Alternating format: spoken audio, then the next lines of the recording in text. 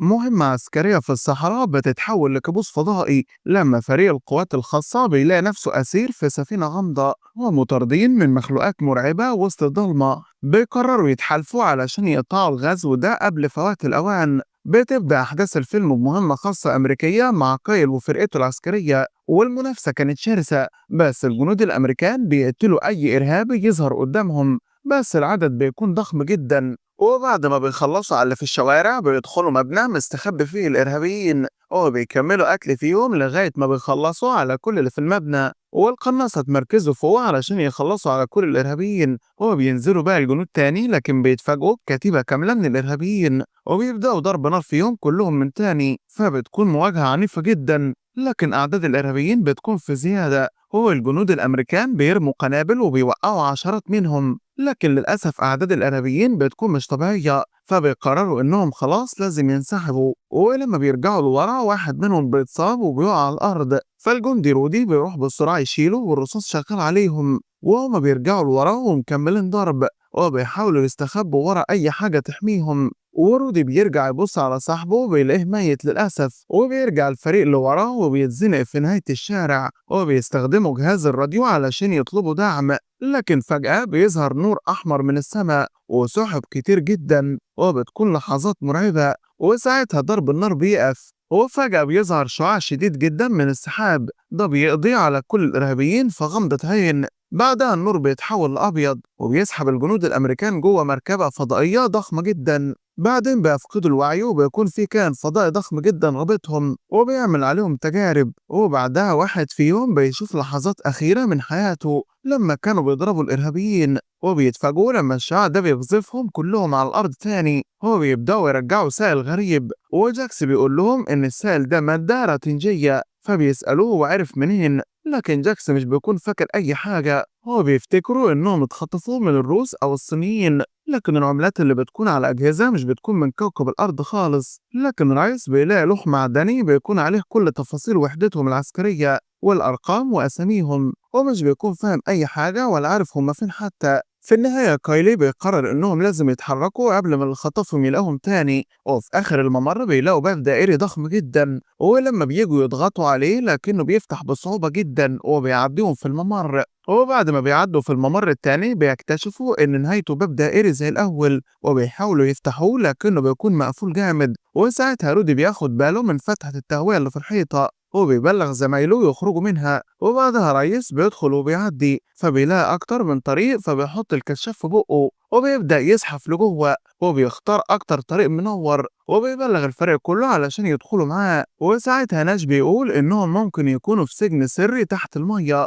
لأن المكان شكله زي المتاهة. فجأة بيسمعوا صوت غريبة وبيتقدموا علشان يكتشفوا الصوت ده جاي منين، وبيشوفوا الأرض كلها ضباب وفي مشبك متعلق على الحيطة بيكون معناه إن الطاقة منتهية في المكان ده. وهما ماشيين في نقطة دم بتاع على وش رايس، وهو بيبص لفوق فبيلاقي مجموعة جثث متعلقة من رجليها والراس مقطوعة. وكايلي بياخد جاكس ورايس وبيدخلوا أوضة تانية وبيلاقي برضه مجموعة جثث مشوهة ومتعلقة فوق الترابيزة، وكمان بيلاقي واحدة ست مربوطة لكنها بتفوق وبتتكلم باللغة الروسية وبتقول إن اسمها روفي والجنود بيحرروها. وفجأة بيظهر مخلوق فضائي ضخم جدا ومرعب وبيهاجمهم بمخالبه الكبيرة، فكلهم بيهجموا عليه وبيظهر إن الرصاص مش بيأثر فيه، والباقي بيسمع في صوت طالع من المكان فبيجروا بسرعة وبيهجموا على الفضائي. وكايلي بيحاول يضرب الفضائي فالفضائي بيسحب السلاح منه وبيمسكه من رقبته وبعدين بيرميه. وأثناء ما الفضائي بيهجم على جاكس،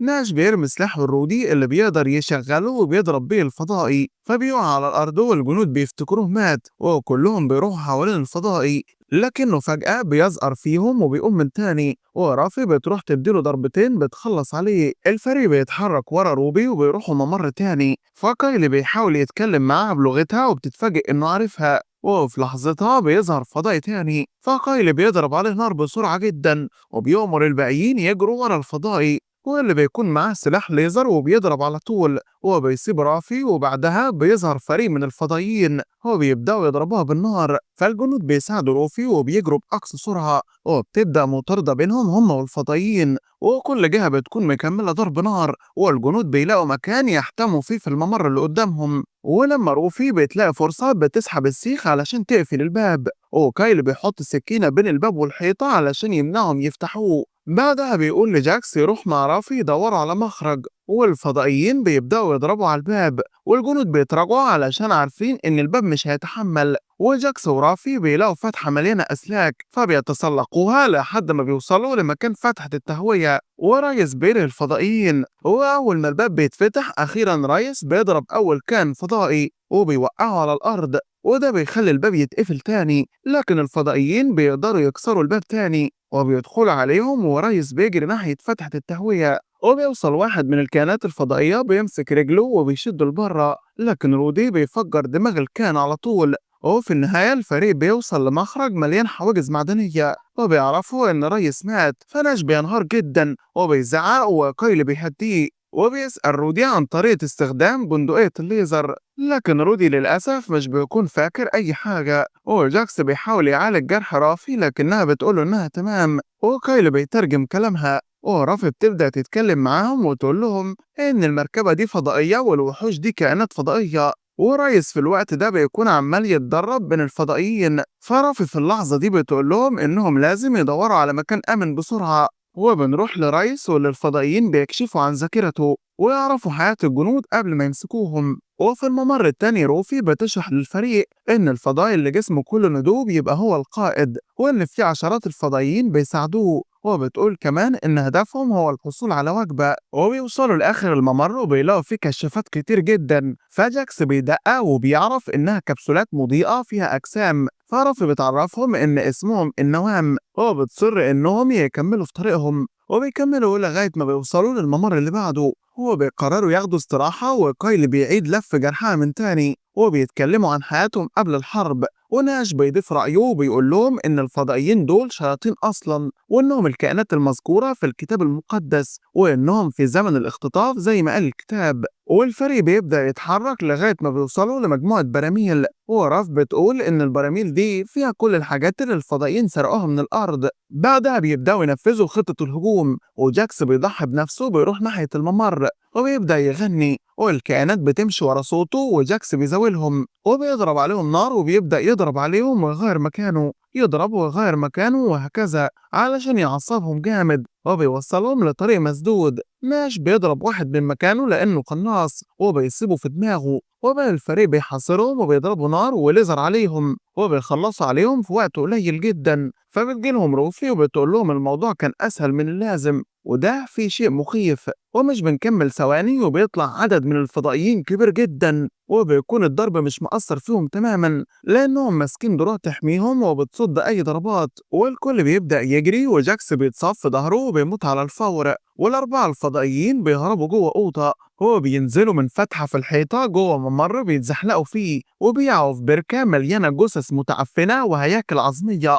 والريحة بتكون نتنة جدا لدرجة إن في ناس منهم بترجع. هو بيسمعوا صوت جاي من فوق فبيبصوا بيلاقوا أم رافي أنيا هي اللي بترميلهم حبل بسرعة، ورافي بتطلع على الحبل هي والعساكر. وكايلي ساعتها بيلاحظ إن أنيا لبسها زي العساكر الروسيين، وبتعديهم في ممرات ضيقة وبتوصلهم لأجهزة استشعار، وبينزلوا سرداب والحيطان بيكون عليها رسومات فنية. وأنيا بتحكي لهم إنها مش فاكرة هي هنا من إمتى، لكنها قادرة تفتكر إنها هنا من حوالي 20-30 سنة كده. وبتقول لهم إن أكيد حصل غزو الكوكب الأرض من الكائنات دي ومن المركبة الفضائية فويجر، وإن كانت معاها خريطة للأرض علشان تدعو الكائنات الفضائية الصديقة، لكن الخريطة بتقع في إيد كائنات شريرة وبيقرروا يغزوا الأرض. وخطفوا أكبر القادة العسكريين ووصلوا لأجهزتهم وعناوينهم. وبتقول لهم كمان إنها بتقدر تميز وتفهم لغة الفضائيين، وإنهم دلوقتي عاوزين يصلحوا جهاز الاتصال بينهم وبين كوكبهم،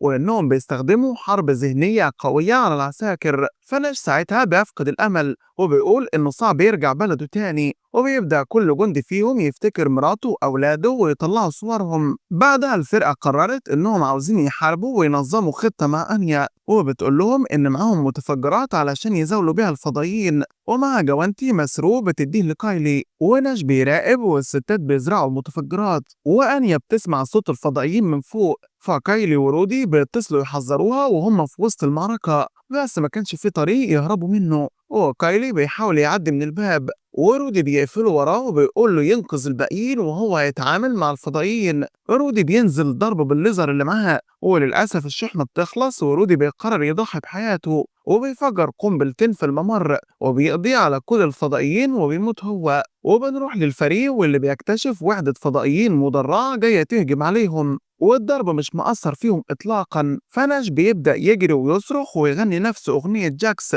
علشان يزول الفضائيين. وكايلي بيتفاجئ لما بيلاقي ناس محبوسة في زنزانة في الممر، لكنه بيبص الناحية التانية بيلاقي فضائي ضخم بيمسكه وبيخبط دماغه فبيقع وبيفقد الوعي على الفور. هو بيحلم ببنته وفضائي بيسرقها، وبعدها الفضائي بيمسك كايلي وبيجره في الممرات لغاية ما بيوصل للترابيزة، وناش بيكون مستخبي تحتها وبيضرب نار على الفضائي وبيموته، وبيروحوا يحرروا الناس اللي في الزنزانة. بعدها بيحتفل ناش بالانتصار، لكنه فجأة بيطعن في صدره، وكايلي بيكون في مواجهة فضائي شرس وبيقول للبنت تهرب وبيفعل أسلحته، والفضائي بيرفع كايلي وبيرميه للسقف، وكايلي بيقدر انه يقفل عليه الباب وبيموته اخيرا. في النهاية بيكتشف انه على سطح الارض اللي اتحول لخرابة حرفيا.